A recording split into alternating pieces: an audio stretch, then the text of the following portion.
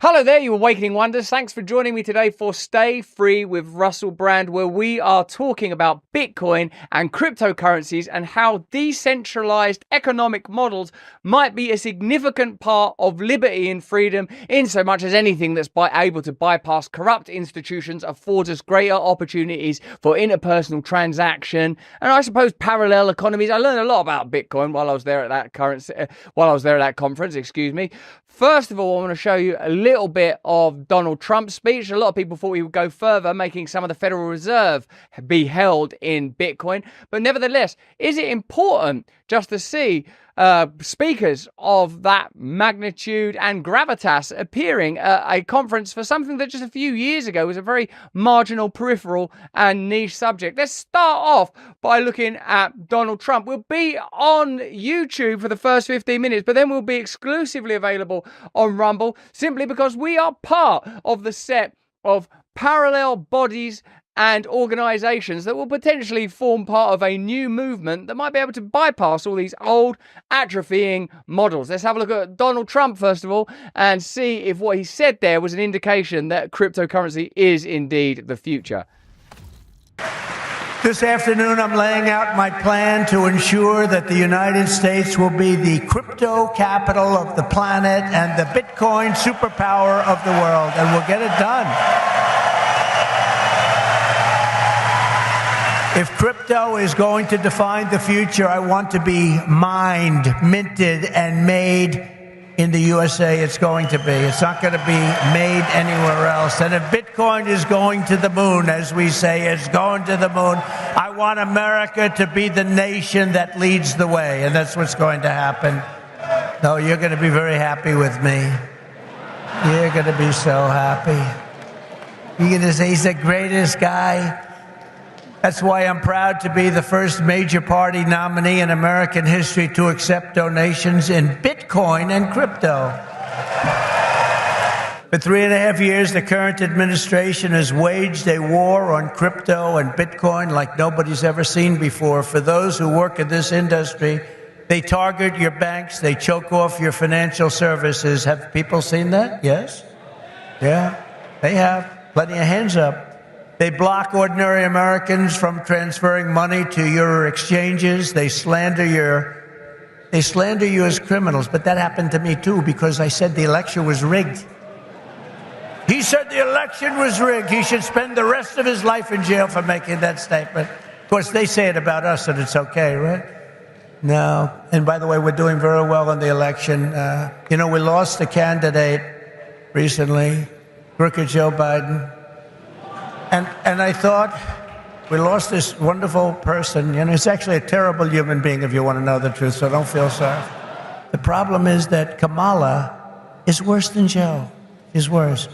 She's a radical left lunatic, defund the police, all of the different things.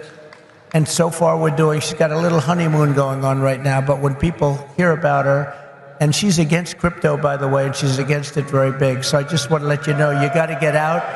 You got to get out and vote. It should be no surprise that these same totalitarians are hell-bent on crushing crypto and obliterating, and that's what they want to do, and that's what they are stated. They're there right now. You have the SEC, you know what they're doing, obliterating Bitcoin. The reason could not be more clear, because Bitcoin stands for freedom, sovereignty, and independence from government, coercion, and control. I pledge to the Bitcoin community that the day I take the oath of office, Joe Biden and Kamala Harris's anti-crypto crusade will be over. It will end. It'll be done. It'll be done. And they're going to keep their hands off crypto. They're going to let it grow. We're going to let it grow. On day one, I will fire Gary Gensler and appoint a new SEC chairman.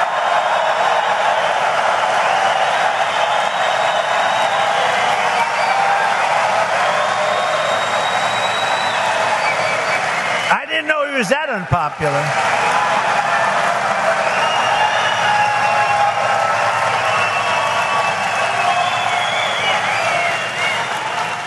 Wow.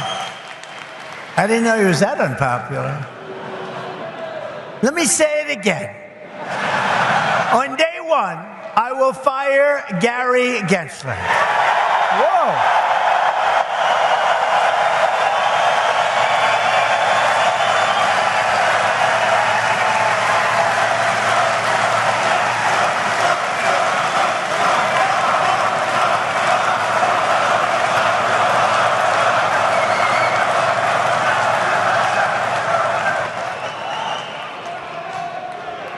And we'll appoint a new SEC chairman who believes America should build the future, not block the future, which is what they're doing. And no longer will your government sit by and watch as Bitcoin jobs and businesses flee to other countries because America's laws are too unclear and too tough and too angry and too stiff. We will keep each and every Bitcoin job in the United States of America. That's what we're going to be doing. Those who say that Bitcoin is a threat to the dollar have the story exactly backwards. I believe it is exactly backwards. Bitcoin is not threatening the dollar. The behavior of the current U.S. government is really threatening the dollar. The danger to our financial future does not come from crypto. It comes from Washington, D.C. It comes from trillions of dollars in waste, rampant inflation, and open borders while giving welfare and free health care to all of the illegal aliens that are pouring into our country by the millions and millions and millions.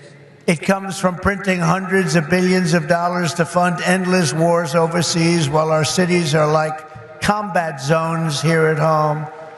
We had the greatest economy ever, and we will soon have it again.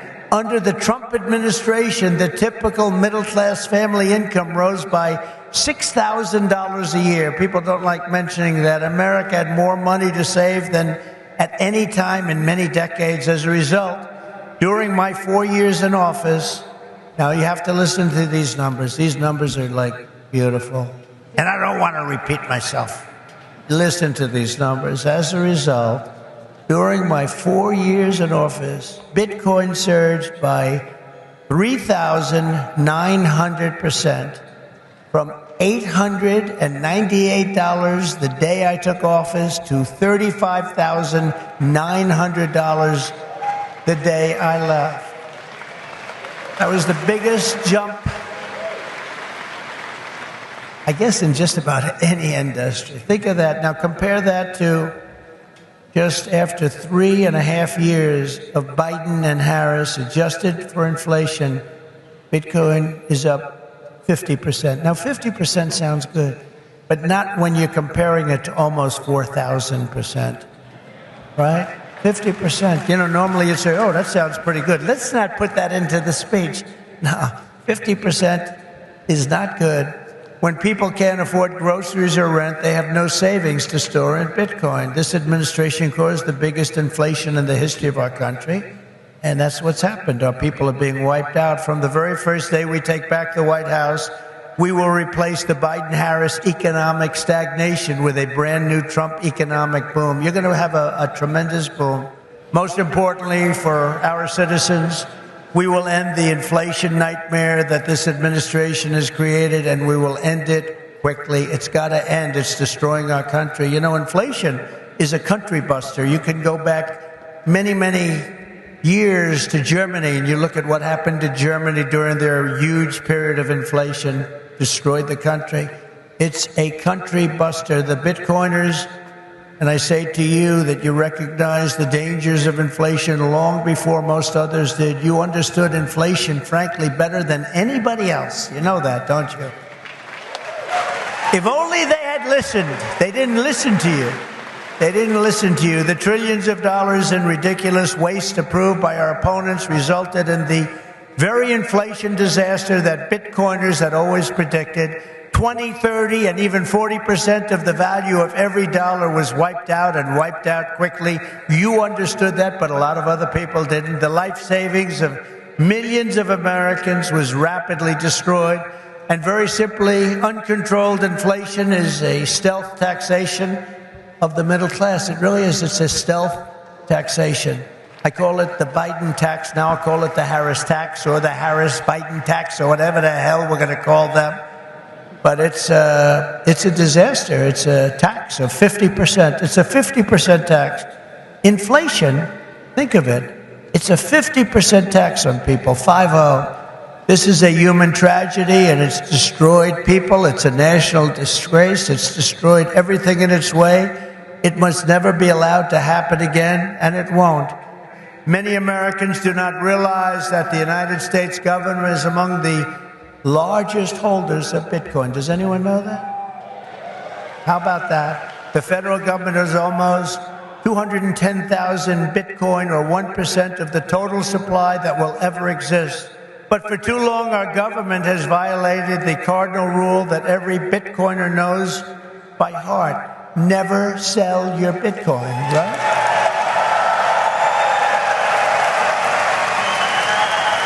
That's right, isn't it, huh? That's right.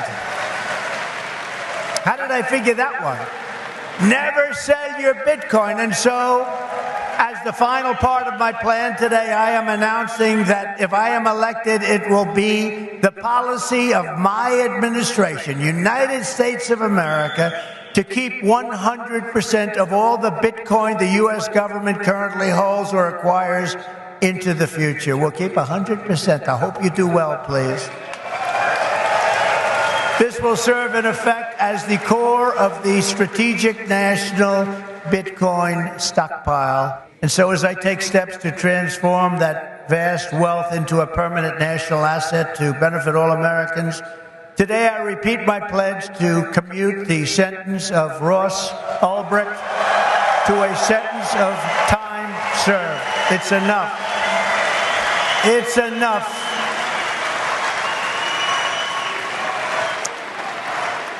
With your help, we will save our nation, we will restore our republic, and we will make America and Bitcoin bigger, better, stronger, richer, freer, and greater than ever before. Thank you all. Have a good time with your Bitcoin and your crypto and everything else that you're playing with. And we're going to make that one of the greatest industries on earth. Good luck, and God bless you all. Thank you. God bless you. Thank you. My own participation in this conference was largely about liberty, freedom, freedom of communication, the importance of demonopolization, and how monopolies necessarily lead to censorship and exploitation. I spoke with Chris Pavlovski, the CEO of Rumble, about those subjects, and as well tried to manage an audience of, I think, 10,000 people, while ultimately trying to have an intimate fireside chat. Have a look at that. One of the undergirding principles of Bitcoin that I'm learning a lot about today, because I am something of an ingenue, this is quite new to me, is the significance of decentralization. And that if you decentralize power, something beautiful happens almost automatically. That there is something almost inherent in monopolies that leads to corruption. It seems that what's happening with Rumble, and in particular Rumble's evident David and Goliath struggle against YouTube Alphabet, their evident and obvious attempts to censor, control, possibly participate in surveillance, certainly facilitate some extraordinary operations, their odd relationship with a group called the Trusted News Initiative that seemed to be interested in further centralizing and controlling the flow of information, has some obvious correlative with the monopolization that happens in the financial industry. It seems to me that what I've been learning is that when you decentralize and make transparent the very business of transaction, authenticity and integrity almost automatically appear. In fact, they are a requirement. What I suppose I find pretty encouraging about that, Chris, is the suggestion that because an event like this, there's people that are right heroes. Edward Snowden, what an incredible hero, what an amazing sacrifice he made for America on behalf of his ethics. Bobby Kennedy, another heroic individual. Tomorrow, the extraordinary spectacle of Donald Trump, just fresh from his resurrection, just one earlobe down. We are only going to be on YouTube for another 30 seconds. Click the link in the description to join us for a conversation about new modalities and models that could ultimately replace the sets of institutions and ideas via which control is established and asserted. Click the link in the description. See you in a few seconds.